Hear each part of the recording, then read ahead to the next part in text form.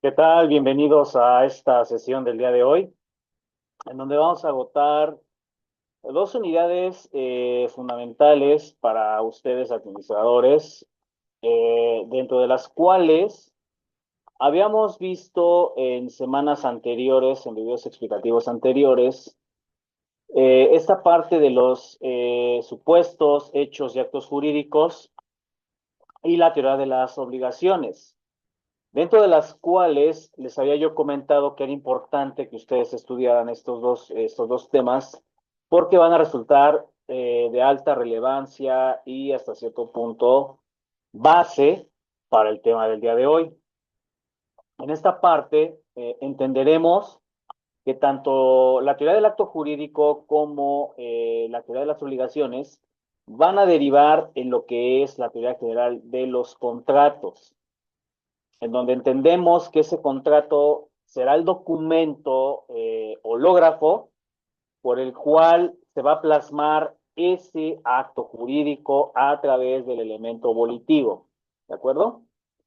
La segunda parte del tema del día de hoy, vamos a ver ya lo que son los elementos del Estado mexicano y la propia constitución política como eje rector de todas las leyes que existen en México. Recordarán que la Constitución fue creada a través de un proceso constituyente y ha tenido varias reformas a lo largo de su historia jurídica, de su historia estatutaria y precede de movimientos políticos. ¿De acuerdo? Entonces, me voy a permitir compartir la presentación del día de hoy para que vayamos agotando de a paso estas dos unidades. ¿De acuerdo? Bien, como primer tema, vamos a encontrar esta situación de los contratos como una manera de establecer esas relaciones jurídicas entre los particulares que derivan del derecho civil. Vamos a ver sus generalidades y principalmente la clasificación de estos. En esta parte, entendemos que el propósito general de esta unidad es que ustedes aprovechen no nada más como herramienta didáctica, sino también como herramienta jurídica y que sea de aplicación a su desarrollo profesional, porque ustedes van a tener contacto con contratos. Llámese el área que se desempeñen en el área de la administración, ustedes van a tener que tener contacto con los contratos y sobre todo entender cómo la norma jurídica establece como primera línea la constitución política esos principios atendidos y ajustados para hacer valer los derechos. Y segunda parte, que los mismos derechos y obligaciones de quienes participan en una relación contractual deben estar regulados en un marco legal y sobre todo en cualquiera de las ramas del derecho. Vamos a abordar esas generalidades del contrato, pero también la clasificación que guarda con respecto del acto jurídico. Y recordemos que el acto jurídico tiene elementos esenciales y tiene requisitos de validez para que éste pueda ser jurídicamente válido y sobre todo estatutariamente reglamentado. Al establecer esa clasificación vamos a diversificar sus elementos de existencia, requisitos de validez y las formas de extinguirlos, de transmitirlos, porque para ello también tenemos basada la teoría general de las obligaciones, que nos ha permitido dilucidar cómo es que se modifican, se transmiten, se extinguen esas obligaciones civiles. ¿De acuerdo? Entonces, en esta parte, ¿qué son las obligaciones? Vamos a retomar un poquito. Las obligaciones entendemos que es esa relación establecida entre un acreedor llamado sujeto activo y un deudor llamado sujeto pasivo. Que dentro de la cual el acreedor, al ser facultado para exigir al segundo, es decir, a su deudor, ese cumplimiento a una prestación de dar, hacer o no hacer. ¿De acuerdo? De acuerdo con el maestro Rafael de Pina, recordemos que el acto jurídico dimana de una voluntad humana para que sea susceptible de producir efectos jurídicos y que a su vez precise esos requisitos legales que se deben de establecer para cada caso en concreto. De acuerdo con este concepto que yo les formulo, se trata de esa voluntad del hombre para qué crear, modificar, transmitir y extinguir derechos y obligaciones, susceptibles de generar consecuencias de derecho de acuerdo a los casos concretos y particulares a generarlas.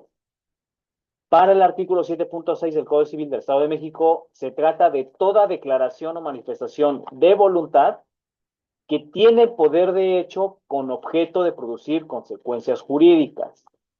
Ahora, entendido esta parte de la obligación y el acto jurídico, surge esta figura que es el convenio, que de acuerdo con el Código Civil Federal en su artículo 1792, resulta ser el acuerdo de dos o más personas para crear, transmitir o transferir, modificar o extinguir obligaciones. Nos damos cuenta, el convenio dimana del elemento conceptual del acto jurídico, ¿sí? Pero también aquellos convenios que ya están debidamente estipulados, que ya están debidamente acordados y sobre todo estipulados en la ley, tomarán el nombre de contratos. ¿Por qué? Porque van a producir y transferir esas obligaciones, pero también van a facultar aquellos derechos de las partes intervinientes en las cuales se produzcan esas consecuencias de derecho. Ahora, al establecer que el convenio previamente al acuerdo de voluntades dará el origen del contrato, el contrato es un acto jurídico y por lo tanto debe contener los mismos y propios requisitos de existencia y de validez que se requieren de acuerdo al acto jurídico. El contrato siempre será un convenio en la cual se van a producir derechos y se van a conferir obligaciones. Bien, por tanto, el contrato lo vamos a definir como ese acuerdo propio de voluntades previas de un convenio para crear o transmitir derechos y obligaciones, de acuerdo a la especificidad de los géneros de aquellos convenios. Pero que el convenio en sí es un acuerdo de voluntades que crea, transmite, modifica y extingue obligaciones, faculta derechos reales y personales, porque las partes intervinientes en este contrato, desde luego que tienen esa benevolencia jurídica para ser susceptibles de beneficios. Ahora, recordemos que los contratos van a producir y transferir, ¿qué? Derechos y obligaciones. Por lo tanto, hay una función positiva del contrato. ¿Por qué? Porque el contrato es un acuerdo previo de voluntades que crea, transmite, modifica derechos y obligaciones, pero que de acuerdo con la función negativa, esa modificación y esa extinción de los derechos y obligaciones entenderá las partes de las cláusulas ya establecidas en el documento. ¿Para qué? Para que se mueva de acuerdo y acorde a las necesidades que cada uno de los intervinientes ha tenido.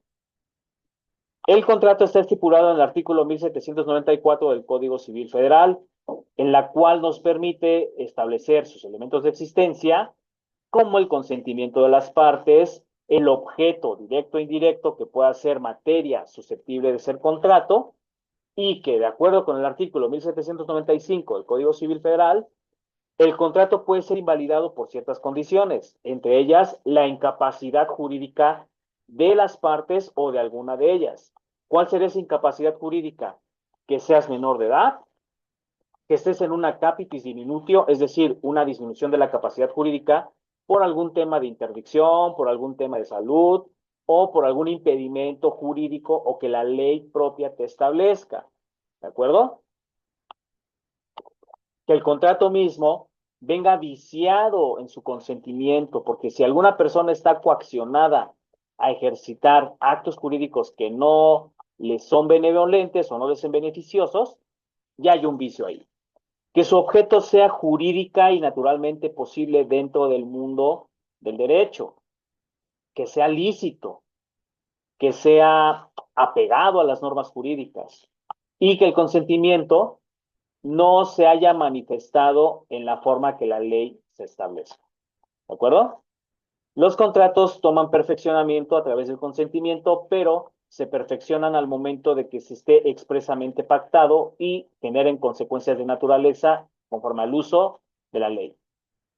La validez del contrato, de acuerdo al artículo 1797 del Código Civil Federal, establece que el cumplimiento del documento no puede dejarse solamente al arbitrio de los contratantes, sino también de las autoridades y de la propia ley. Vamos a ver esta clasificación de los contratos y como objetivo principal tenemos que aprender a diferenciar cuáles son los diversos tipos de contratos, los elementos que forman, sus requisitos y los modos de terminar de cada uno de ellos. ¿Vale?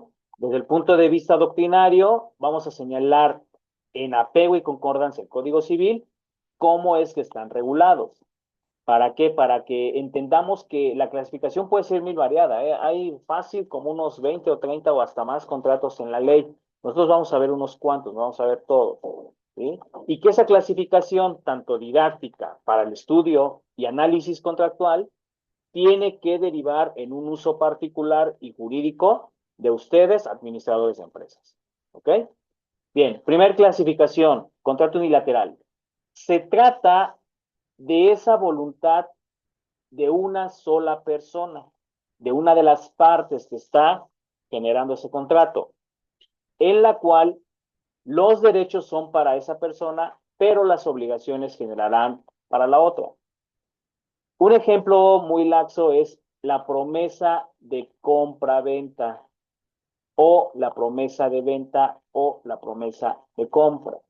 Es decir, si Juan N tiene un vehículo y se lo promete a Pedro N, si a Juan le sale un mejor comprador, no tiene esa obligación bilateral todavía de respetar los acuerdos o convenios previos, sino más bien Juan tiene todavía esa libertad de buscar una mejor oferta. Pedro N, desde luego, tendrá que someterse a esas condiciones, ¿sí? Ahora bien, el contrato unilateral no debe confundirse con un acto unilateral, ¿sí? Porque el acto unilateral es aquella existencia de la declaración de una sola voluntad. Ejemplo, Juan N tiene la voluntad de vender su vehículo, pero él unilateralmente decidirá a quién se lo deberá vender. En cambio, el contrato unilateral, sí hay una existencia de dos o más voluntades. ¿Por qué? Porque ya hay un acuerdo previo. Y que de acuerdo a ese resultado, los derechos son para una parte y las obligaciones son para la otra, como en el contrato unilateral. Es decir, Juan puede vender su vehículo a Pedro N y ahí se generarán derechos y obligaciones unilaterales para cada una de las partes. A diferencia del contrato unilateral, en el contrato bilateral sí se originan derechos y obligaciones para las dos partes intervinientes porque van a respetar las cláusulas y declaraciones inmersas en ese contrato civil y que de acuerdo con el 1836 del Código Civil Federal, será bilateral el contrato cuando las partes se estén obligando recíprocamente, como es la compraventa, el arrendamiento, el comodato, entre otros contratos. El contrato oneroso es aquel donde se van a estipular provechos y gravames recíprocos, de acuerdo con el 1837 del Código Civil Federal, pero no podemos confundirlo con un contrato bilateral con el oneroso. ¿Por qué? Porque una cosa son derechos y obligaciones y otra cosa son provechos y gravámenes. Es decir, el contrato oneroso generará una relación a su vez, puede ser una relación gratuita, por ejemplo, ¿no? Y que la obligación de ese comodante es conceder el uso y disfrute al comodatorio, pero el comodatario tendrá que restituir esa cosa en la misma condición en que le fue entregada. Por lo tanto, la obligación del comodatario no se trata de un gravamen o carga, siempre y cuando se está cumpliendo con restituir esa cosa, objeto y material del contrato. ¿Ok? Ahora, el contrato oneroso también pudiera surtir condiciones económicas, en cierta forma. ¿Por qué? Porque al establecer gravámenes o cargas, siempre se establecerán condiciones económicas. A diferencia de un contrato gratuito, el contrato gratuito solamente los provechos son para una parte y los gravámenes para la parte contraria. que en esta parte solamente una de las partes va a poder obtener una utilidad o una ganancia. En este ejemplo, el contrato gratuito pudiera ser un usufructo, en donde el usufructo nos dice como concepto jurídico que es ese uso, goce y disfrute de un bien mueble o inmueble, pero sin generar dinero. Y en esa condición, los provechos serán ese uso, esa capacidad de disfrute de un bien, pero el gravamen a lo mejor pudiera ser el pago de impuestos para el dueño de ese terreno, ¿sí? Entonces hay que entender que a veces los provechos de una parte y los gravames para la otra tienen que tener un sentido lógico, un sentido que ganen las partes, que se beneficien las partes. A diferencia del contrato conmutativo, estas prestaciones son ciertas y determinadas al momento de celebrar ese contrato. ¿Por qué? Porque los contratantes ya saben y conocen desde el momento en que están celebrando el contrato cómo se van a celebrar las prestaciones, más allá de las declaraciones hechas, cómo se van a llevar esas prestaciones. Ajá. Ahora, dentro del contrato aleatorio, entendemos que se da hacia la cuantía de esa prestación y dependerá de un acontecimiento incierto, porque al igual que el contrato conmutativo, hace que la evaluación de pérdida o ganancia se materialice hasta que el acontecimiento suceda, como pudieran ser los contratos de juegos y sorteos, ¿sí? No es hasta que tú compras tu billete de lotería, llega el sorteo o la rifa, y si tu boleto sale premiado, obtendrás una ganancia, o en su defecto un reintegro de lo que hayas gastado por ese boleto, por ese contrato. Porque déjenme decirles que los boletos de rifas, de juegos y sorteos son contratos, jóvenes, ¿sí? Entonces, ese acontecimiento surtirá efectos al momento de realizar ese sorteo. Ahora bien, el contrato aleatorio se da a través de la prestación incierta y por tratarse de un evento futuro. Por eso es importante establecer que los contratos aleatorios no son muy favorecedores. Otro contrato aleatorio pudiera ser la renta vitalicia, porque no sabemos si la renta vitalicia va a ser per se hasta el momento de que una persona reclame, ¿no? Por ejemplo. Contrato principal no necesita la existencia de otro contrato, existe por sí mismo. ¿Por qué? Porque las condiciones están establecidas ya desde el momento en que tiene vida jurídica el documento, como es la compraventa, la permuta o el arrendamiento. No depende de otro contrato. El accesorio no tiene existencia propia, sí dependerá de un acto jurídico mayor, como por ejemplo los contratos de prenda, de fianzas o las hipotecas. ¿Sí? Los contratos instantáneos son aquellos que van a producir sus efectos en una sola figura, en un solo acto, y que la compraventa al contado como ejemplo pudiera ser que las partes se están entregando ya de manera inmediata tanto los derechos como los beneficios y las obligaciones. Es decir, un contrato de compraventa vehicular, en el momento en que yo te estoy dando el vehículo, tú ya me estás pagando el efectivo por completo. Aunque aquí pudieran surtir otras condiciones de esa relación contractual. Ahora, en la permuta, las permutas son ese intercambio de bienes susceptibles de ser igual en cuanto a calidad y especie. O sea, yo tengo a lo mejor un auto de último modelo y tú me permutas un auto de último modelo en las mismas condiciones que establezca el contrato. Los contratos de tracto sucesivo son aquellos que van a producir sus efectos con el transcurso del tiempo, como por ejemplo un arrendamiento.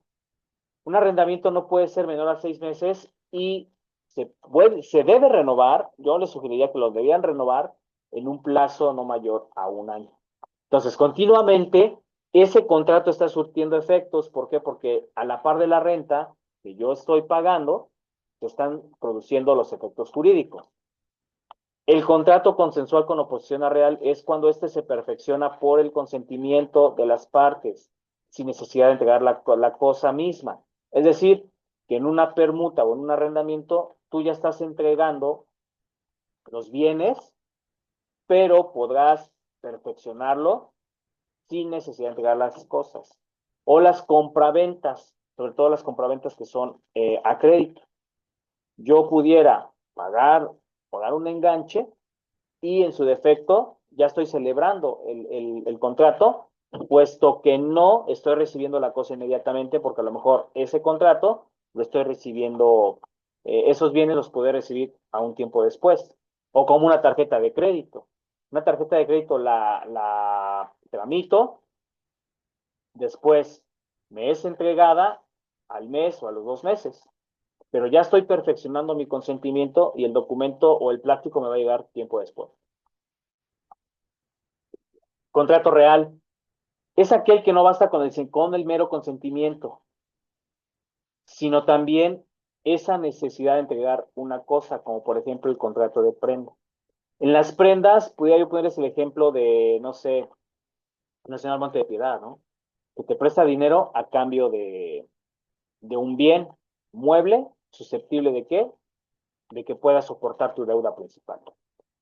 El contrato consensual en oposición al formal, este no requiere de su validez, más bien, no requiere que para su validez se exprese el consentimiento por determinado medio.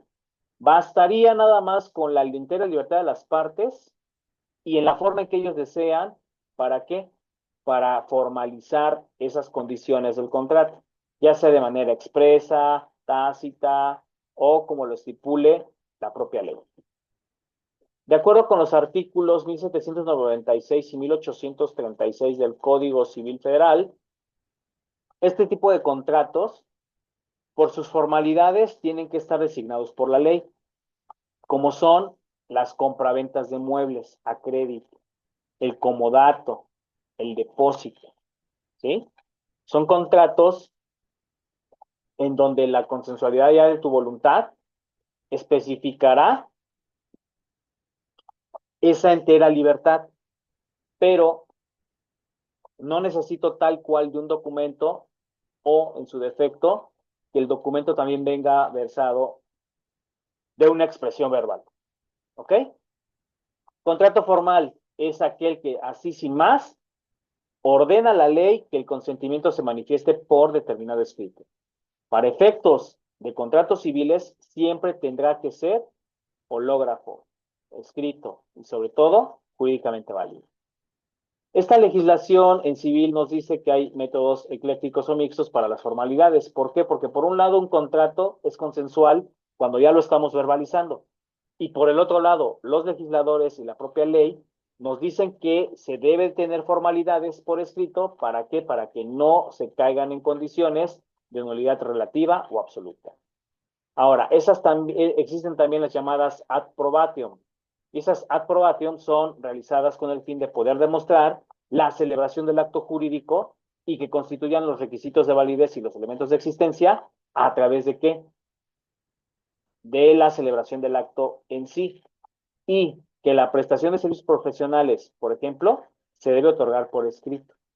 No obstante que pudiéramos tener este elemento consensual de que yo me someto a una relación, no sé, voy a llevar un asunto y verbalmente estipulo condiciones, estipulo precios, pero yo lo perfeccionaré a través de un documento ya con cláusulas y declaraciones.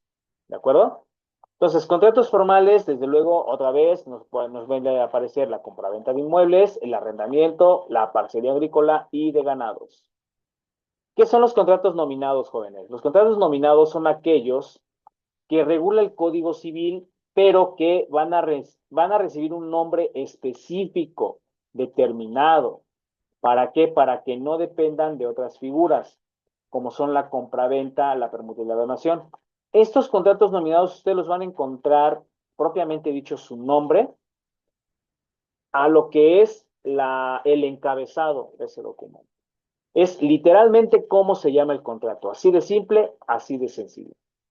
A diferencia de los contratos innominados, estos están regulados por la ley, pero independientemente de quién lo pueda celebrar, deberán establecerse de acuerdo a las reglas del artículo 1858, porque estos contratos, al no estar 100% reglamentados en el código, se rigen por las reglas generales de los contratos civiles, pero pudieran contener condiciones omisas o disposiciones que el contrato tenga más por analogía que realmente por el reglamento jurídico. Y se considerará también este principio de autonomía de la voluntad, en donde se indican que las partes sean esas condiciones en cuanto a las obligaciones, mejoren las condiciones de ese contrato y sobre todo que no vaya en contra de la ley o las buenas costumbres. Los contratos siempre serán into personal, es decir, en favor de las personas. ¿Por qué? Porque estos contratos deben tomar las cualidades o los elementos cualitativos de las personas que van a participar, sean físicas o morales, como son la solvencia económica, la honestidad, la aptitud para celebrar contratos y la confianza depositada en cada una de las partes. Para ello, pues tenemos clasificaciones como el depósito, el mandato, la prestación de servicios profesionales, el contrato de asociación, la sociedad, la parcería agrícola y la parcería de ganados. Contratos plurilaterales, es decir, aquellos en donde participan no dos, más personas para generar beneficios y provechos jurídicos, además de los económicos, como son los contratos de asociación y la sociedad civil. Los contratos de organización, que son contratos en donde la organización se hará cuando se realicen los contratos de asociación y sociedad civil. Es decir, este contrato de asociación va muy de la mano con el plurilateral, porque va a originar el primero la condición del segundo. ¿De acuerdo? Bien, en esta cuestión vamos a ver de manera muy particular y de acuerdo a las condiciones del Código Civil, esos contratos por los cuales nosotros vamos a empezar a entender esas consecuencias de derecho. ¿Sí? En esta primera cuestión vamos a ver al contrato de compraventa. ¿Y qué nos dice el contrato de compraventa? Que va primero a establecerse bajo un contrato de promesa. O sea, lo que nosotros llamamos contratos preparatorios. ¿Por qué preparatorios? Porque vamos a preparar previamente las condiciones a las cuales nos queremos adherir a esos contratos. Porque van a estipular condiciones a futuro. ¿Ok? Entonces, la promesa es un contrato que tiene su origen en las obligaciones de hacer, pero también en las cuestiones de dar. ¿Sí?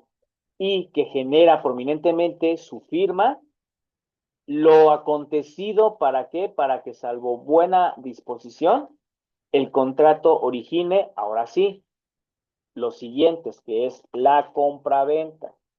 Ahora, en esta cuestión, los contratos, al ser clasificados, vamos a ver cuáles son los contratos relativos de dominio, los traslativos de uso, la de prestación de servicios, los de garantía y los asociativos. Ajá. En esta primera línea, son contratos preparatorios, la promesa. Siempre será contrato preparatorio la promesa, porque se deberá asumir esa relación contractual o esa obligación contractual para celebrarse a contrato futuro. ¿De acuerdo? Entonces recordemos que el contrato de promesa va a dar origen a los demás contratos civiles. Ahora, la compraventa. La compraventa es un contrato traslativo de dominio. ¿Por qué? Porque nos dicen en el derecho de bienes, como lo vimos la semana anterior, que yo cuando soy propietario de un bien, mueble o inmueble, estoy ejerciendo el poder de dominio sobre esa cosa, sobre ese bien, ¿sí? Y que la compraventa, al ser un contrato de dominio, me va a otorgar esa obligación de transferir mi propiedad, cosa o derecho a través de otro que se va a obligar a pagar por cierto precio y cierto dinero. ¿Sí? Cantidades estipuladas en dinero. Ahora, la compraventa en sí y la venta per se es perfecta y obligatoria para las partes, porque de acuerdo a lo convenido en cuanto a las cosas y a los precios, ambas partes tienen que estar satisfechas recíprocamente y sobre todo que las partes contractantes puedan convenir el precio en lugares y días determinados. ¿Y jóvenes? Entonces, en esta parte, ¿hay materia de la compraventa? Sí, todo lo que se pueda vender, todo lo que podemos vender que sea de nuestra propiedad. ¿Sí? No podemos vender cosas que no nos pertenecen, no podemos vender cosas que estén en litigios. No podemos comprar o vender cosas que estén en cuestiones contenciosas o mejor aún, que estén sujetas a un proceso de investigación en materia penal. ¿Vale? Por otro lado, el contrato de compraventa pudiera quedar revalidado si antes no se tiene una condición de evicción, que la evicción es por un mandato judicial, o que en esta parte, como ya lo referí, queden prohibidas a través de qué? De actos celebrados por incapaces, de que la propiedad tenga cuenta pública o que se encuentren en empeño o hipotecados. ¿Sí?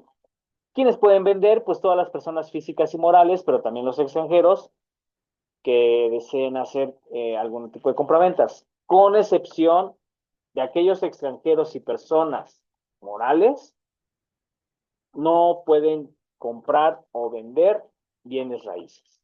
Esto en atención con el artículo 27 constitucional, que son impedimentos para los extranjeros en materia de ¿qué? Bienes, derechos reales y posesiones. ¿De acuerdo? Obligaciones y derechos que tienen en el contrato de compra-venta, bueno, pues el vendedor se obliga a entregar al comprador la cosa que se está vendiendo, a garantizar las calidades de esas cosas que se están vendiendo y a prestar evicción cuando se caiga en esta figura. ¿A qué se obliga? A la entrega de la cosa vendida, ¿sí? También a los gastos que pudiera generar por caer en mora, porque también los vendedores pueden caer en mora. ¿Se acuerdan que vimos la mora la semana anterior? ¿Qué obligaciones tiene el comprador? Bueno, por un lado, está obligado a pagar el precio justo y necesario de esas cosas en el tiempo, lugar y forma convenidas.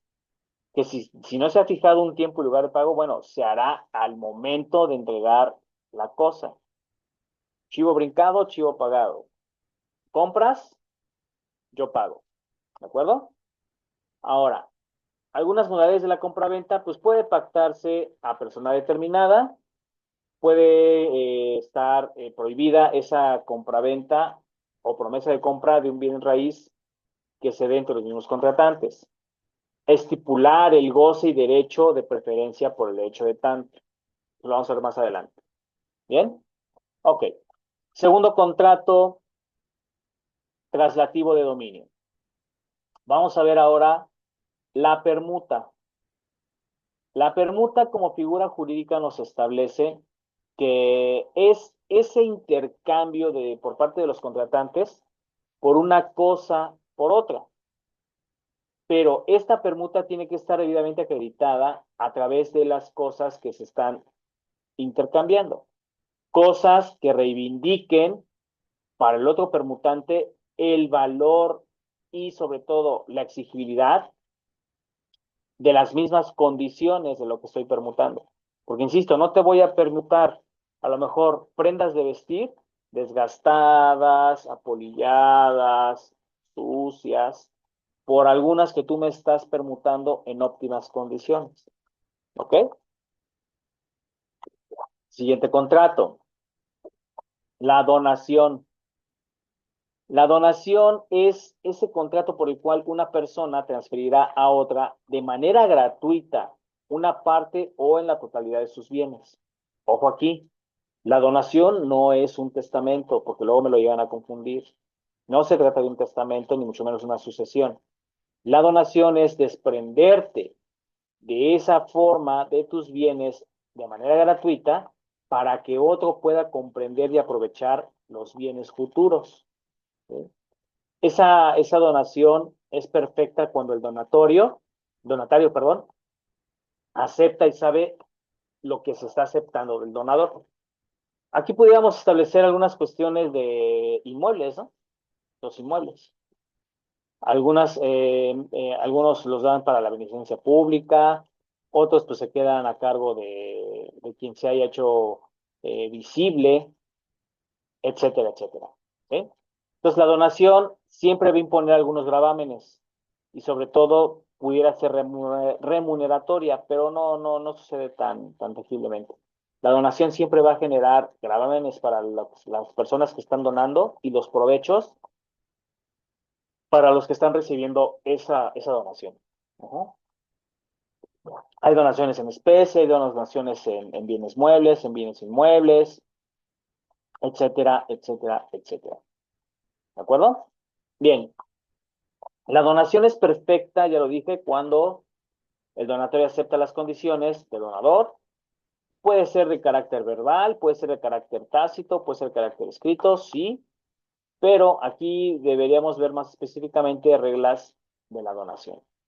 ¿Quiénes pueden recibir donaciones?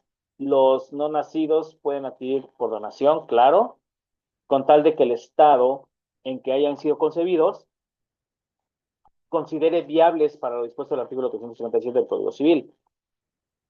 ¿Cuándo se pueden revocar y reducir las donaciones? Cuando al tiempo de no otorgarlas no se tenía conocimiento de que había hijos o hayan reclamado ese tipo de enseres. Por renuncia, desde luego, y sobre todo cuando la donación esté revocada o reducida por una cuestión inoficiosa, el donatorio responderá por los frutos que hayan determinado. Contrato mutuo. El mutuo simple es una figura por el cual, a través de un contrato, el mutuante se obliga a transferir la propiedad o de una suma de dinero o de otras cosas de carácter fungible a un mutuatario, quien se obliga a devolver otro tanto de la misma especie y calidad. O sea, un ejemplo, yo te presto 300 pesos bajo un contrato de mutuo. Puede ser un contrato de préstamo ordinario, un contrato de prenda. Pero en esta línea, la devolución debe ser fijado bajo la observancia de las siguientes reglas. Que el mutuatario esté dispuesto a restituir en las mismas condiciones al mutuante. Ajá. Que consistiera en esos productos del campo, por ejemplo. Siempre a título de quién, de quien está otorgando ese beneficio. Que la cosa entregada, prestada, se restituya, se hagan en un lugar convenido. Que cuando no haya lugar, bueno, pues se seguirán otro tipo de reglas, como por ejemplo, que se haga en el domicilio del deudor. ¿Sí? Entonces, con respecto de los contratos de mutuo, también puede haber el mutuo con el mutuo interés. Recordemos lo que acabo de decir. Si yo te estoy prestando dinero, a lo mejor te lo voy a prestar con un rédito o con un interés cuando caigas en mora. Bien, jóvenes. Entonces, hasta aquí los contratos de traslativos de dominio. Vámonos con los traslativos de uso. ¿Qué es el traslativo de uso? Que solamente lo voy a estar ocupando momentáneamente, que va a haber una temporalidad para que yo pueda restituir ese contrato, ¿sí? Ejemplos de ellos, el arrendamiento y el comodato. El contrato de arrendamiento es cuando dos partes que se están contratando se están obligando recíprocamente, una a conceder el uso y goce temporal de una cosa y la otra a pagar por ese uso y goce de la cosa, ¿sí? Es decir, a diferencia de los contratos de donación o del propio comodato, el arrendamiento sí va a generar derechos y obligaciones recíprocas y sobre todo es un contrato oneroso, un contrato que va a generar dinero. ¿No? Las relaciones contractuales de renta o precios del arrendamiento consistirán en una suma de dinero, la que fijen las partes, y sobre todo susceptibles de usarse sin consumirse en su totalidad. Por eso la ley prohíbe subarrendar inmuebles. Cuando yo soy arrendador, tengo que estar muy, muy atento a que mi arrendatario no, eh, no subrogue o no ejecute una subrenta ahí. Y viceversa. ¿Sí? Entonces, en este caso, el contrato de... ¿Qué derechos y obligaciones tiene el contrato de arrendamiento? Bueno, pues que el arrendador está obligado, aunque no se haya pactado por expreso, a entregar la finca, el inmueble, con todas las pertenencias para que el arrendador las disfrute, las use, a conservar la cosa arrendada en el mismo estado durante el arrendamiento, a no estorbar ni a enajenar, embarazar esas cosas arrendadas. la entrega de la cosa en el tiempo convenido, y si no, bueno, pues cuando fuera requerido por el arrendatario, ¿vale? ¿Qué derechos y obligaciones tiene el arrendatario? Bueno, pues está obligado a satisfacer la renta, o sea, el pago, en la forma y en el tiempo convenidos, a responder por los daños y perjuicios de las cosas que cuando sufran por su culpa o negligencia, ya sea de sus familiares, sirvientes o subarrendados. Que el arrendatario está obligado a pagar la renta, sino desde el día en que reciba la cosa arrendada, salvo pacto en contrario, porque por aquí luego pueden fijar un depósito o dos más la renta que está corriendo. Ahora, el arrendatario también está obligado a pagar todas esas condiciones de daños. No así cuando el arrendamiento sea afectado por desastres naturales o condiciones agentes a la voluntad del individuo. ¿Ok? Otro contrato traslativo de uso pudiera ser el comodato. El comodato como tal no es, voy a hacer aquí la precisión, no es lo mismo que la donación. Porque en el comodato, los contratantes se van a obligar a conceder gratuitamente el uso de una cosa no fungible. Y la contraria, quien contrae la obligación, mejor dicho, destinará y restituirá individualmente esa cosa, ese bien. ¿Sí? Cuando el efecto venga precedido de cosas consumibles, solo el comodato será considerado como cosas no fungibles. O sea, se deben restituir idénticamente. ¿Sí, jóvenes? Eh, el comodatario, desde luego, siempre tendrá esa exigencia de que, de que durante el préstamo conserve la cosa en la misma condición que se le está entregando, salvo caso extraordinario o de manera urgente, en que pudiera dar aviso al comodante que esa obligación no está cumpliendo tal cual y pudiera restituir o reembolsar los daños y perjuicios. El comodato termina con la muerte del comodatario, ¿de acuerdo? Porque es el único que pudiera otorgar este tipo de contratos. Bien, vámonos con los contratos de prestación de servicios.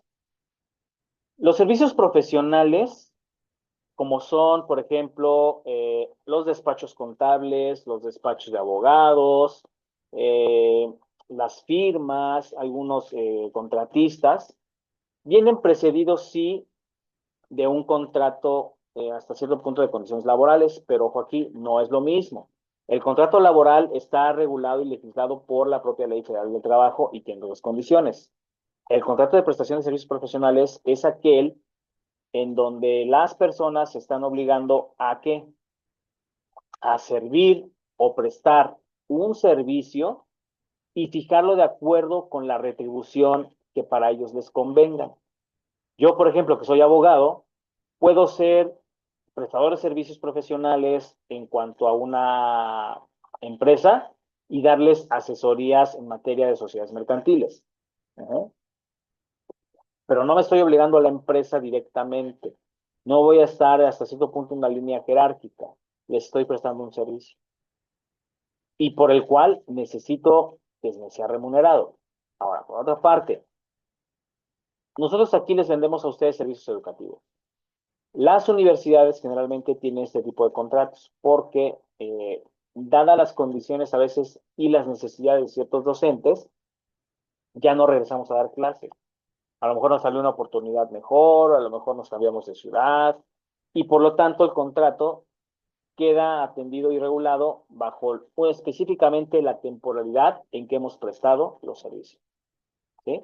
Obviamente tiene que haber pago de honorarios y expensas y sobre todo a estipular de manera razonable que cualquier tipo de negligencia, impericia o dolo en perjuicio de esta persona que me está contratando pudiera viciar al contrato. ¿Ok? Siguiente contrato.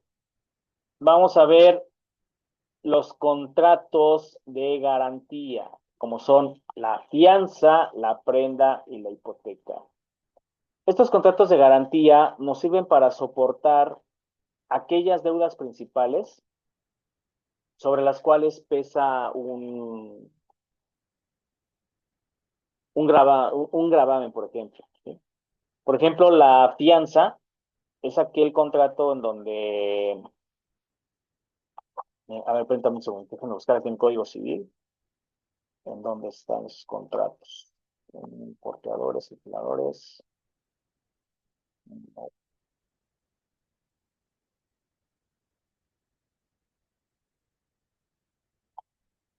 Por ejemplo, la fianza es aquella condición en donde vamos a dejar bien estipulado que cualquier daño que se produzca, por ejemplo, en una empresa, ¿sí? Ustedes cuentan con equipo de cómputo, cuentan con mobiliario, cuentan con algunos servicios, cuentan con papelería.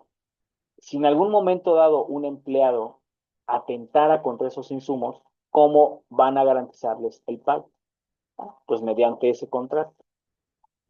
Ojo aquí, la fianza no la podemos confundir en materia civil con materia penal, porque en materia penal es una garantía a través de un beneficio penitenciario. En materia civil no sucede eso. Tanto la fianza como la prenda siempre van a ir precedidos de una condicionante, garantizar una obligación principal, así como la hipoteca. La hipoteca es cuando tú vas a adquirir a lo mejor un bien inmueble a plazos o que tu bien inmueble está estipulado de acuerdo a esas condiciones de garantía, ¿sí? Yo puedo dejarte una casa a cambio de un crédito mayor y esa casa soportará mi deuda. O en el concurso de acreedores. En el concurso de acreedores es un juicio especial de carácter sumario, no contencioso, en el cual fianza, prenda y hipoteca garantizarán que un deudor eh, se obligue a cubrir la deuda principal con respecto de uno o más acreedores, ¿sí? Por eso garantizan la obligación principal. Los asociativos, que es como la asociación y la sociedad civil, nos van a permitir establecer que esos contratos participen no nada más dos personas, muchas personas, ¿sí? En estos contratos generalmente vamos a establecer que cuando convienen a reunirse, dos o más personas tienen un fin en común y que no esté prohibido por la ley. Es decir, una asociación puede servir para, no sé, ayuda humanitaria, para estatutos de compra-ventas mayores, que puede establecer una cuestión incluso hasta de altruismo, ¿sí? Entonces, en esta condición también la sociedad civil establecerá que tienen ya sea un fin lucro o no lucrativo. Entonces, en el contrato de sociedad, los socios se obligan mutuamente a combinar sus esfuerzos y recursos para la realización de un objetivo en común, de un bien, de una aportación de cada uno de los socios para estar generando dividendos. ¿De acuerdo? Bien, jóvenes. Pues hasta aquí el tema de los contratos civiles. ¿De acuerdo? Vamos a pasar al segundo tema del día de hoy, que corresponde al Estado mexicano, su forma de constituirse y principalmente la constitución política de los Estados Unidos mexicanos, ¿sí? Vamos a establecer estos parámetros de acuerdo a los conceptos jurídicos de carácter material. ¿Qué es sociedad y su relación con el Estado? ¿Por qué? Porque entendemos esta parte en que la sociedad y el Estado tienen una unión durable para una vida en común, para un fin en común. Y se trata de coordinar esfuerzos orientados hacia un fin y objetivo. ¿Cuál es? Que cuando la sociedad se establezca en estos parámetros de política, tiene que diferenciarse de gobernantes y gobernados. Toda sociedad siempre va a establecer una relación de dirigentes y dirigidos. ya sea en una característica deportiva, artística, científica, civil, comercial o política. Y debe de haber una línea de mando, cuando más en las sociedades y en las polis. Y polis viene del griego ciudades, que significa la unión de muchas personas. ¿De acuerdo? Ahora, la sociedad política se encarga de coordinar esos esfuerzos del grupo social para mayores fines y tareas diversas, que estén coordinadas por diversas autoridades y contribuyan a mantener la vida cotidiana en orden. Dentro de la sociedad política, pues obviamente, un deportista que requiere un capitán de equipo, una orquesta sinfónica requerirá de un director, una sociedad comercial o civil requerirá de un presidente y del consejo de administración. Y la familia, pues desde luego que requiere de las autoridades primarias, papá, mamá o tutores que ejerzan sobre los menores o sobre aquellos incapaces, algo que llamamos padre potestad.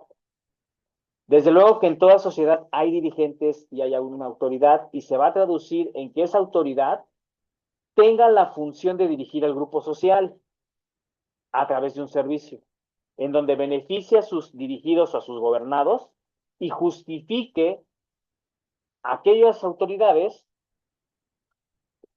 para hacer un uso de poder y se pueda constreñir a los miembros a cumplir las tareas respectivas.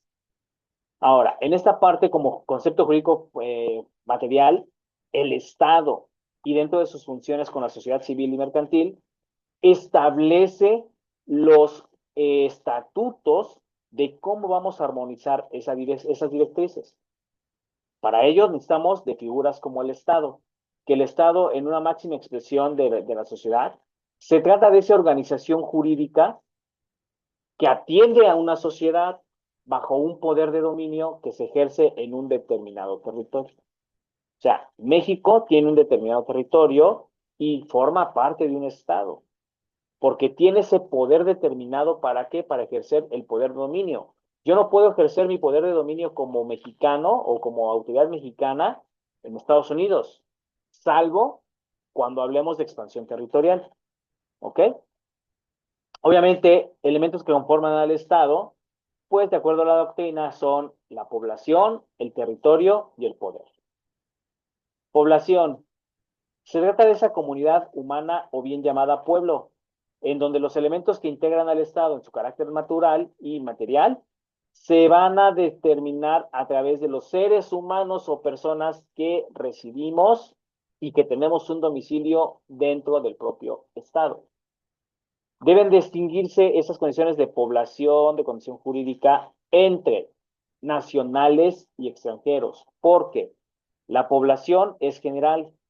Las condiciones en que tú estás internado en un país es lo que diferencia a esa población entre los ciudadanos nacionales que son nacidos en México o su expansión territorial o los extranjeros.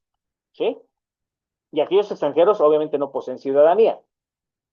La población tiene su base jurídica en el artículo 30 de la Constitución Política de los Estados Unidos Mexicanos y nos va a decir que se puede adquirir por tres condiciones: por nacimiento, por naturalización o por matrimonio.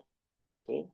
De acuerdo con la legislación constitucional, somos mexicanos por nacimiento las personas que nacemos en el territorio nacional y sus extensiones, independientemente de la nacionalidad de nuestros padres. ¿A qué voy con esto? Que tú puedes ser hijo de cubanos, puedes ser hijo de rusos, pero si naciste en México o en alguna parte de su extensión territorial, como son los consulados, las embajadas, los buques, las aeronaves, tú por ese jus soli, ese derecho de suelo, ya eres mexicano, de acuerdo al artículo 30 constitucional. Por extensión, recuerden lo que estoy hablando, la extensión territorial de México se deriva a, ¿qué? A las embarcaciones y aeronaves, de acuerdo con el artículo 30 constitucional. Somos mexicanos por nacimiento los que sean de padre o madre mexicana, aun cuando nacemos en el extranjero. ¿Por qué? Porque en atención al jus sanguinis, el derecho de sangre, yo puedo ser hijo de padre o madre mexicano, pero estoy de viaje en, no sé, en Argentina. Y yo nací en Argentina, pero mis papás, por el hecho de ser mexicanos, ya me estaban otorgando a través de la sangre o bien de la adopción ese derecho sanguíneo de ser mexicano. ¿Sí? La teoría del jus sanguinis tiene esta parte filiatoria derivada del vínculo sanguíneo que existe entre las personas con respecto de papá y mamá. Pero, de acuerdo con el artículo 30, ¿un extranjero puede jurídicamente obtener su nacionalidad? Sí. ¿A través de qué? De la carta de naturalización. ¿De acuerdo?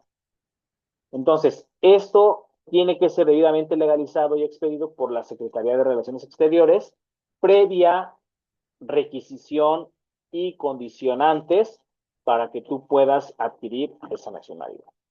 Uh-huh.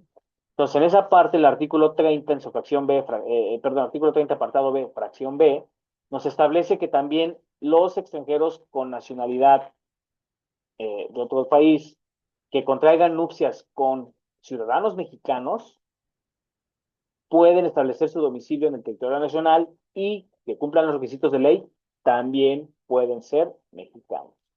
Esto se le llama nacionalidad derivada.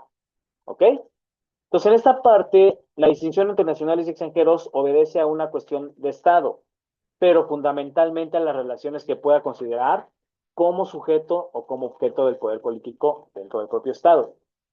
Como objeto, el Estado tiene esta condición de población de acuerdo al conjunto de elementos subordinados respecto de la actividad del Estado, como pueden ser los impuestos, ¿sí? Y como sujeto de la actividad estatal, que los individuos que formamos parte de una población mexicana estamos adheridos a una comunidad política gozando de derechos y podemos hacerlos valer frente al Estado, lo que llamamos el Estado de Derecho, y que van a constituir ese status quo. ¿De dónde? De las facultades legitimadas a través de qué? De las garantías individuales, como son los derechos de libertad, los derechos de petición, de legislación y sobre todo los derechos civiles y políticos. Segundo elemento del Estado, el territorio. Es ese ámbito espacial y geográfico sobre el cual el Estado propio ejerce su poder y su soberanía. De acuerdo a las diferentes teorías del Estado que existen, el territorio abarca no solamente la superficie de campos, montañas, ríos y lagos, sino también el subsuelo, los minerales, el espacio atmosférico, algunas costas y litorales en cuanto a su extensión de mar territorial. Por eso cuando de repente se están privatizando eh, playas y demás, se está atentando contra derechos fundamentales. Bien, entonces, en esta inteligencia, recordemos que estas condiciones del Estado van a permitirnos un poder de identidad también. ¿Por qué? Porque tenemos esta característica de tener límites y fronteras, ¿sí? Respecto de la constitución política. Esta parte viene constituida en el acuerdo de convenciones internacionales también multilaterales, porque en concordancia con el artículo 42 de la Constitución Política, nos delimitará un espacio geográfico para que el Estado celebre buena armonía con sus vecinos y que no se nos atente contra la soberanía. Entonces, referente a la cuestión del territorio, la doctrina tiene dos funciones, la función negativa y la función positiva. La negativa corresponde a esa cuestión de señalar al Estado propio y a otros estados límites, fronteras, ámbito espacial, territorial, geográfico, de leyes y órdenes estatutarias. Es decir, que Estados Unidos, Canadá, Cuba, Belice, Guatemala, Alemania, España, no pueden tener injerencia en cuestiones y asuntos del Estado. ¿Sí? No pueden invadirnos geográficamente. Entonces, en esa condición, parte de estos elementos del Estado establece esas normatividades. ¿Sí? Para esto es indispensable que haya seguridad jurídica y paz entre los estados, que se armonicen. Para eso existe el derecho internacional público y privado. Y que las fronteras surgen como un elemento fijo para que el derecho interno de cada estado, a través de su constitución política, establezca esos convenios internacionales a través de los tratados límites. O sea, dicho en otras palabras, la ley y el ejercicio del poder del Estado solamente tienen vigencia e injerencia y sobre todo se ejercen respectivamente en el propio territorio para las que fueron creadas. ¿De acuerdo?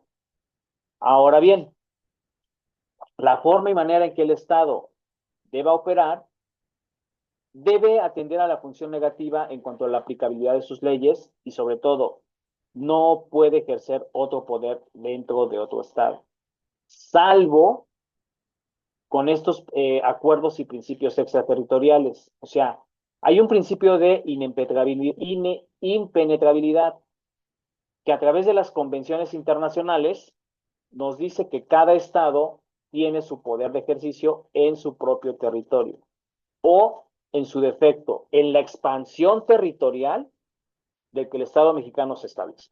¿Sí? En tanto que la función positiva consiste en dar y en dotar al Estado un instrumento físico y necesario para el cumplimiento y servir al bien público temporal. El territorio propiamente va a permitir realizar las funciones de vigilancia y control sobre la población, porque para eso estamos subordinados a la potestad del Estado. Pero que en estas cuestiones, a través de las oficinas aduanales y de migración, se puedan regular tanto el ingreso de extranjeros como el egreso de los propios extranjeros y de los nacionales. ¿Sí? Las cuestiones de importación y exportación de mercancías, averiguar esas salidas de mexicanos y extranjeros para evitar que sean nocivas al país o recibir a personas no gratas, de prestar servicios públicos como caminos, carreteras, aeropuertos, obras portuarias y periferias. ¿Sí? Que en relación con los estados vecinos, el Estado tiene líneas de defensa para evitar invasiones extranjeras, proliferar la soberanía nacional, establecer una función positiva de autoridad sobre un ejercicio de poder para que el Estado tenga condiciones de intromisión y mucho menos injerencias de otro Estado. ¿Vale? Procurando así que se preserve la realización de un bien común, dentro de la cual se denomina ¿qué? El bien público y el interés general. Tercer elemento del Estado, el poder. El poder se va a representar a través de la autoridad y del propio concepto de poder. ¿Por qué? Porque entender estos aspectos representan esa fuerza moral, esa fuerza física y ese poder per sí mismo, del cual el Estado tiene la autoridad de ejercicio dentro de su Estado propio, con miras a cumplir cabalmente la misión. ¿Cuál es? Llevar a individuos y grupos que forman a la población del Estado esa realización de un público temporal. Algunos tratadistas clasifican este poder público en las cuestiones de gobierno, que son de los hombres, y la administración de las cosas. ¿Para qué? Para que entendamos que el gobierno, una de las primeras tareas es que el gobierno esté integrado por todos los seres humanos y que es la condición más importante y trascendental porque va a manifestar esas cuestiones estadistas a través de los elementos sociales, políticos, económicos. ¿Sí? Que la tarea del gobierno llevada por los hombres sea mediante la expedición y aplicación de las normas jurídicas, es decir, la expedición de leyes, de reglamentos, de sentencias y decisiones administrativas, que esa inobservancia, al momento de desobedecerla, traiga aparejada la aplicación forzosa de esas leyes a través de una sanción. Y que la sanción como tal tiene la finalidad de preservar y restablecer el orden y la paz social dentro de un mundo colectivo. E impedir que cualquier otro poder, ya sea económico, político, social, esté por encima del poder del Estado. O sea, tiene que haber un equilibrio entre las fuerzas de los hombres y las condiciones de administración del propio Estado. Que de acuerdo a ciertas cuestiones de desobediencia o llamados reacios, el Estado puede emplear la fuerza pública, pero esto se van a encargar los cuerpos de seguridad, el ejército, hoy muy recientemente la Guardia Nacional o bien la Marina, para apoyar cualquier procedimiento que venga de sentencias de tribunales, laudos, decisiones administrativas o de persecución o reducción, ¿a través de qué? de criminales y rebeldes. Esto tiene que ver con el artículo 14 al 23 constitucional, ¿sí? Que desde luego no puede emplearse la fuerza del Estado excesivamente y sobre todo como un único recurso. ¿Por qué? Porque entonces ya caeríamos en condiciones tiranas, ¿vale? Nos dice el dicho que a los hombres debe gobernársenos por razones y con el asentamiento general, no a través de la fuerza pública. La administración, que esto lo vamos a ver en unidades más adelante, con lo que es ya los últimos temas del curso, la administración supone ese ejercicio del Estado para el propio Estado y que iba a implicar que la autoridad lleve a cabo las tareas distintas para satisfacer a las necesidades colectivas de la población a través de la captación de los impuestos, de los recursos humanos, de los recursos técnicos, de los recursos financieros, y que se ejerza por poder de autoridad del gobierno y de los hombres a través de la administración de los servicios públicos. ¿Sí? Que nosotros requiramos servicios como lo que son agua potable, energía eléctrica, carreteras, servicios médicos, educación, y de los cuales sean administrados en beneficio de nosotros los ciudadanos, porque estamos sujetos a la potestad del Estado. Que dentro de las tareas del gobierno, el ejercicio del poder, tanto el gobierno de los hombres como la administración de los servicios, estén constituidos debidamente en tres poderes de la Unión. El artículo 49 de la Constitución Política no lo señala. ¿Sí? Hasta aquí voy a detener esta parte de la explicación porque en la siguiente unidad vamos a ver de manera más específica cuáles son los poderes de la Unión. ¿Sí, jóvenes?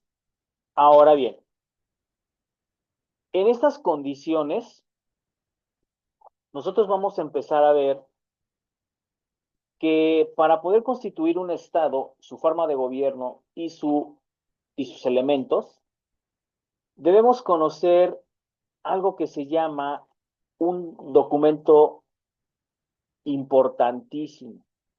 ¿Sí? Y este documento está precedido, como lo dije en el preámbulo de nuestra sesión de hoy,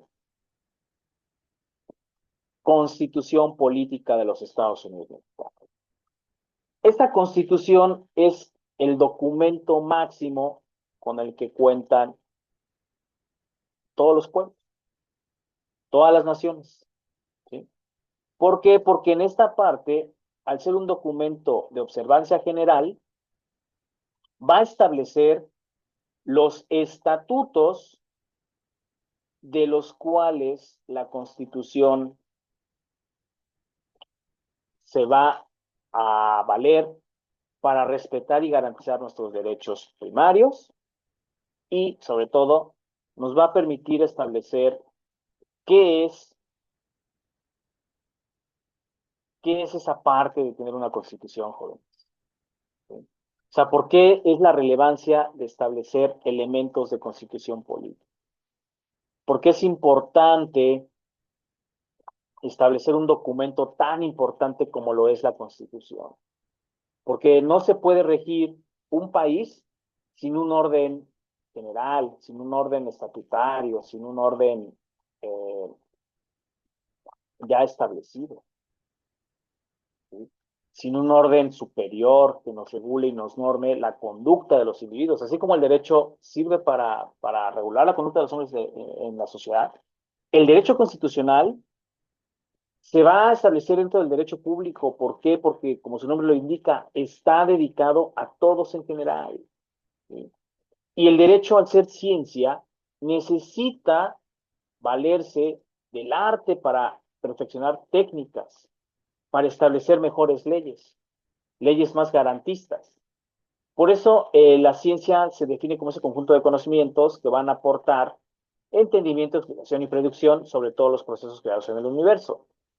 Ahora, la Constitución, nos dice Felipe Tena Ramírez, que es la ley suprema de un país, que tiene por objeto organizar a los poderes públicos, que los va a circunscribir en una esfera de cada una de sus competencias, que va a proteger firmemente ciertos derechos de los hombres.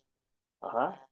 Ferdinand Lassalle describe la Constitución política y la conceptualiza en esos factores reales del poder. ¿Por qué? Porque la Constitución, al ser un ordenamiento jurídico, permite organizar un Estado, establece un sistema de protección de derechos y aparecen los propios estados modernos. ¿Sí? Tiene sus antecedentes históricos, sí, desde luego. Pero en esta parte la Constitución tiene que ser flexible. La Constitución está dividida en dos partes. Ajá. Por un lado, la Constitución es un catálogo único que está separado por capítulos. Y esos capítulos tienen lo que llamamos materias. Está debidamente articulada, sistematizada, ordenada, y cada capítulo corresponde ¿a qué? A una materia. Bien, entonces, esta Constitución se va a dividir en 9 apartados. El primero corresponderá a los derechos humanos y las garantías de todos los ciudadanos que tenemos injerencia en este país. Asimismo, va a tutelar derechos a los extranjeros que se internen dentro de la nación. El segundo apartado se dará sobre la soberanía nacional, que ya más o menos ahorita vimos, con los elementos del Estado, la forma de gobierno, que en México la forma de gobierno, ¿cuál es? Democrática, ¿sí? Electa por voto popular, y de las partes integrantes de la Federación y del territorio nacional. El tercer elemento se va a referir a la división de poderes y a las normas que rigen a cada uno de estos poderes. Este tema lo vamos a ver la siguiente semana.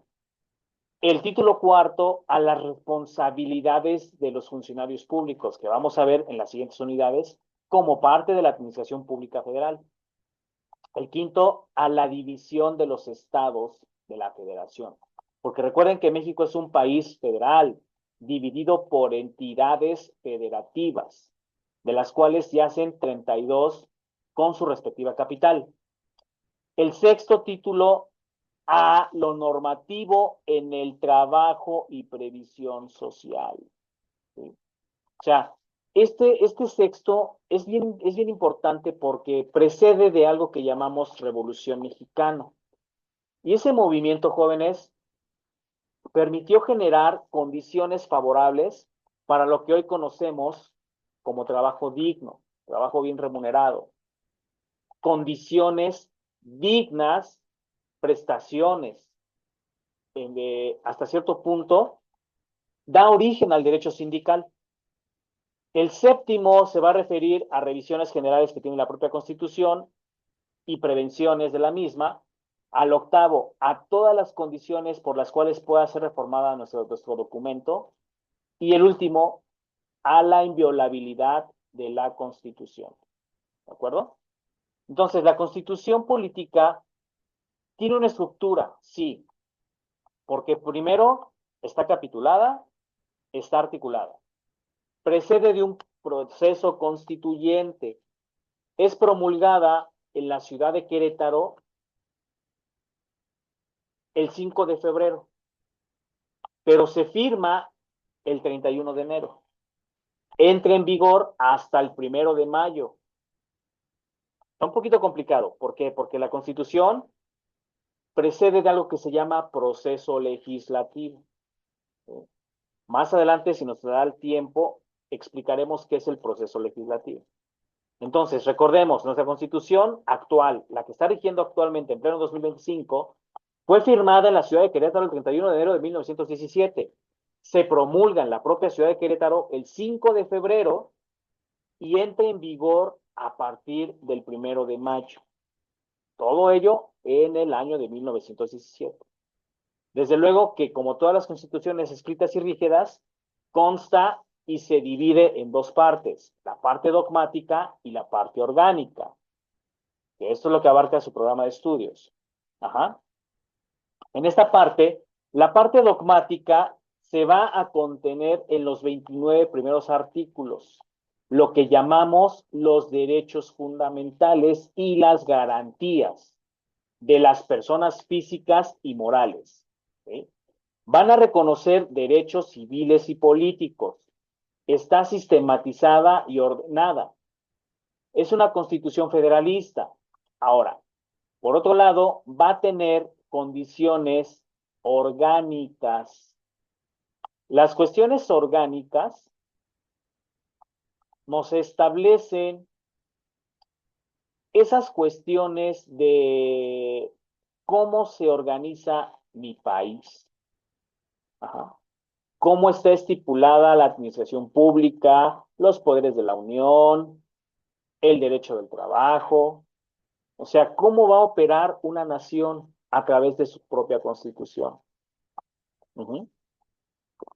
Y entonces en esta parte, dentro de una constitución federalista, pues tenemos lo que llamamos garantías individuales.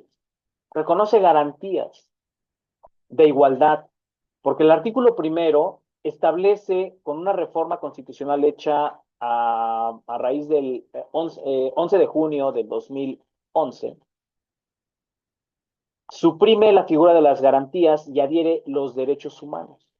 Y los derechos humanos forman parte de los ciudadanos a través de principios, como es el principio de interdependencia, inviolabilidad, etcétera, etcétera, etcétera. ¿Sí? Los derechos humanos son esa serie de prerrogativas con las que cuenta cada persona. Por eso son igualitarios, son interdependientes, son progresivos, son indivisibles. ¿De acuerdo? En esta parte, el artículo segundo reconoce a los pueblos indígenas y a las comunidades afromexicanas. El artículo 12 condena la concesión de títulos de nobleza, es decir, aquí en México ya no hay estos títulos nobiliarios del rey, el virrey, la reina, el príncipe. ¿De acuerdo? El artículo 13º se va a referir a la suspensión de leyes privativas, tribunales especiales y fueros. Las garantías de libertad están reconocidas en el artículo 5º, 3º, 4º constitucional. ¿Por qué? Porque el tercero nos va a dar una educación laica, gratuita, de calidad. El quinto, esa libertad de trabajo o profesión a la que yo me quiera dedicar siempre y cuando sea lícita. El sexto, a que yo sea libre de expresar mis ideas. El séptimo, a la libertad de imprenta, de que yo pueda publicar artículos siempre y cuando no atente contra las instituciones de la nación o contra el libre desarrollo de la personalidad de mis conciudadanos. El artículo 8º, al derecho de petición. Y el derecho de petición parte desde que tú te dirijas a una institución gubernamental y te traten con dignidad, te traten con calidad, a que puedas pedir la intervención de los órganos jurisdiccionales cuando tengas alguna cuestión contenciosa, a que pidas la intervención del Ministerio Público cuando sea sujeto de delitos o que causen un agravio en tu persona esos delitos. El artículo 9º, derecho a la libre asociación, es decir, todas esas manifestaciones que hoy día vemos están debidamente tuteladas y legisladas por el artículo 9º. ¿Sí? El 10º, a la aportación de armas de fuego, siempre y cuando te adhieras y te sometas a la Ley Federal de Armas de Fuego y Explosivos, que sean para tu defensa patrimonial o bien defensa personal. A la estancia y traslación durante el país, de acuerdo al artículo 11º, onceavo, que yo pueda trasladarme y establecerme en el país libremente, sin que ninguna autoridad me lo impida. El artículo 24º, al culto religioso. Hoy día, esta constitución, a diferencia de la de 1857, 1824, 1836, establecen esas libertades de que yo pueda elegir la religión que a mí más me sea afín. Ya no establece obligatoriamente el culto católico, como era con estas constituciones que les acabo de referir. Que el artículo 28 también me prohíba los monopolios en cuanto al comercio y a la industria. En México no debe haber monopolios, aunque bueno, hay sus excepciones, ¿verdad? Que el artículo 25º también me habla de una economía y una rectoría de la economía nacional, porque también tengo la obligación de que el Estado me rinda cuentas. ¿Ok? Los derechos de propiedad. Estos se localizan en el artículo 27 constitucional, que va a través de la limitación del poder público frente a intereses personales de carácter patrimonial de los hombres. O sea, va a dar origen al concepto de pequeña propiedad. Yo puedo tener mi propiedad, sí, pero siempre y cuando esté en favor de mi familia o que los negocios que desarrolle sean en favor de mi familia y de la ciudadanía en general. Porque yo no puedo establecerme en arrecifes, en mares, sí, en kayakos, sí, más o menos así, o algunas otras condiciones.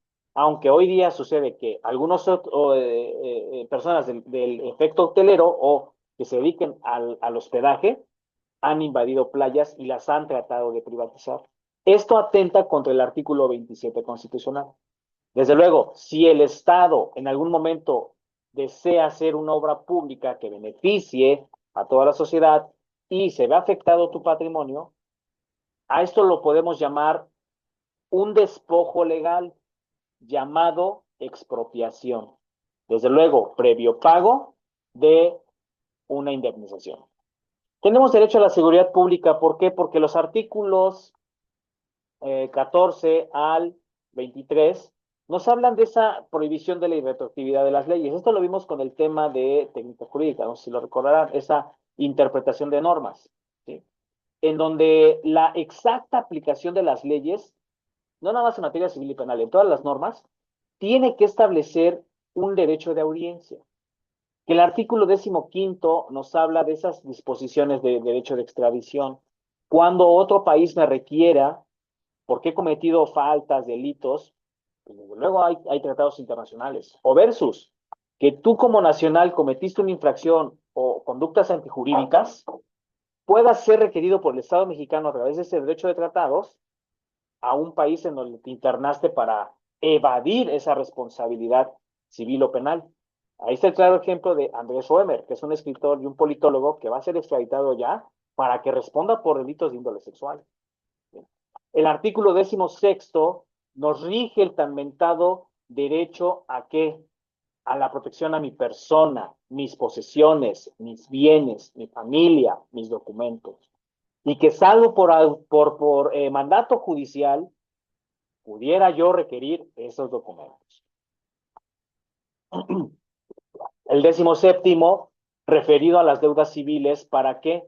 Para que se imparta justicia de manera gratuita, bajo los mecanismos también de solución y alternativa a las controversias, los famosos MASC. Los artículos 18 al 21 constitucional otorgan esas condiciones para los procesados en cuestiones del orden criminal o personas privadas de su libertad o bien que estén sentenciadas ya por delito. El artículo 22 prohíbe determinadas penas, como por ejemplo los castigos corporales, las cuestiones pecuniarias, salvo que sea materia de reparación del daño. ¿Sí?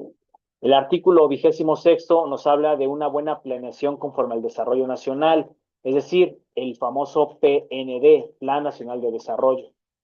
El 29, cuando haya suspensión de garantías, porque puede haber suspensión de garantías en casos en donde se vea perturbada gravemente la paz pública o se ponga a la sociedad en un peligro o conflicto.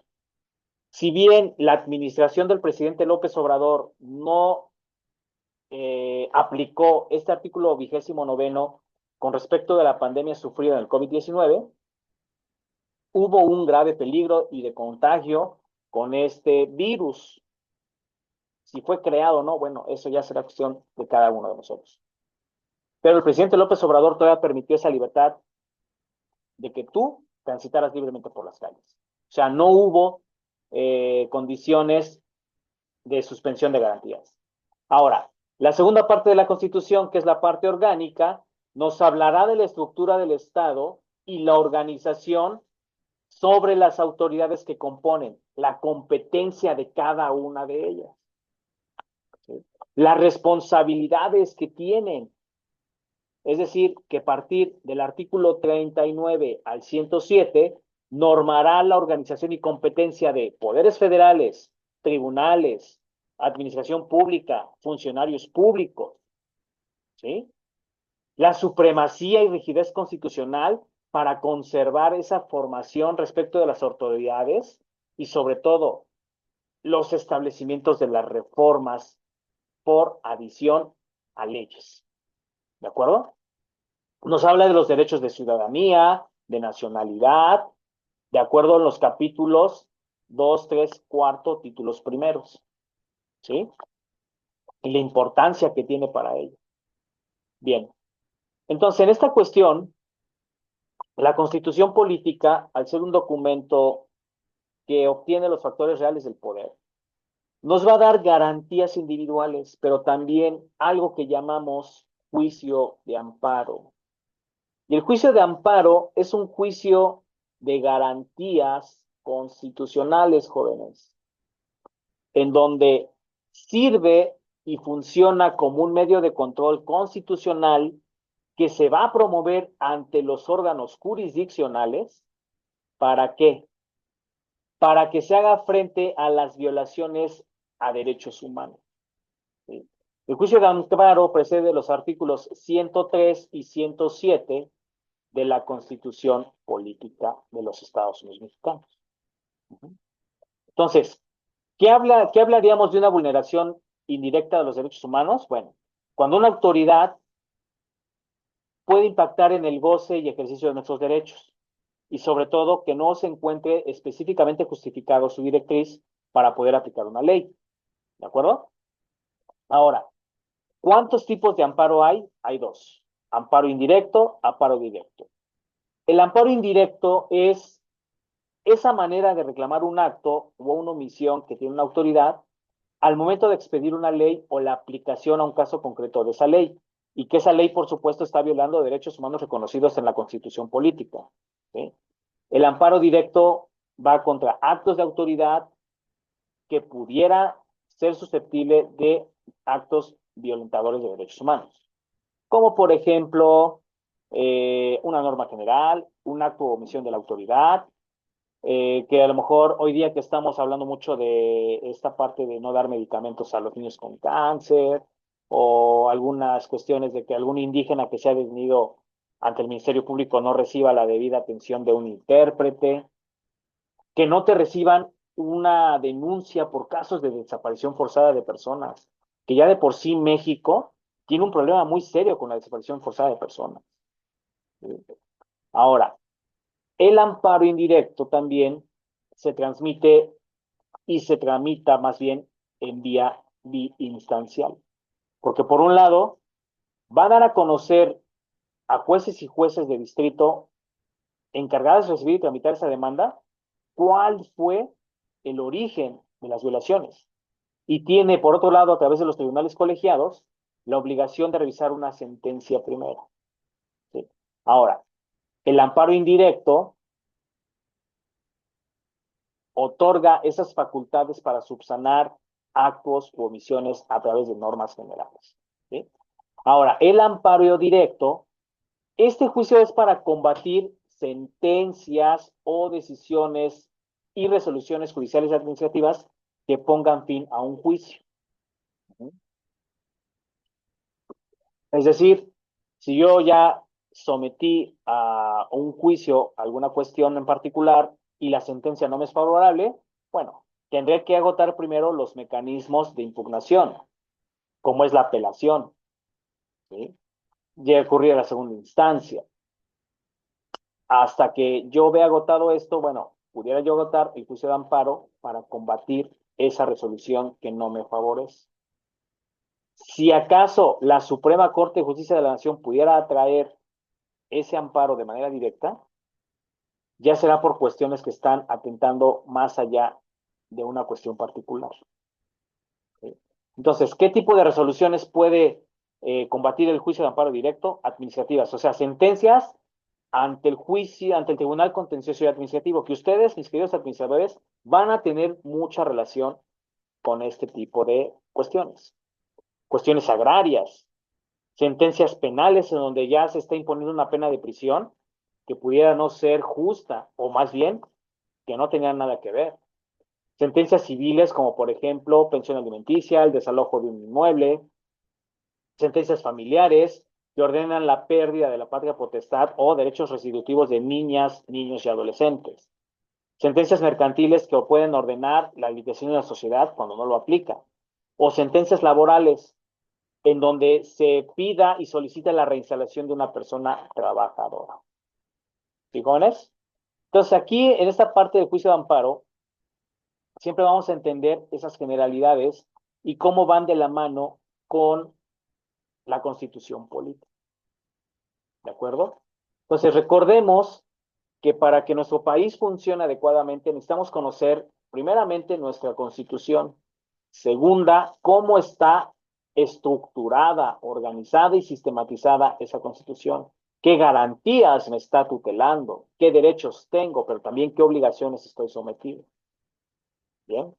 Y desde luego, conocer todos los recursos, no solo jurídicos, sino también judiciales, a los que yo pudiera recurrir cuando estoy siendo susceptible de violaciones graves a derechos humanos. Bien, jóvenes, aquí concluyo el día de hoy la sesión.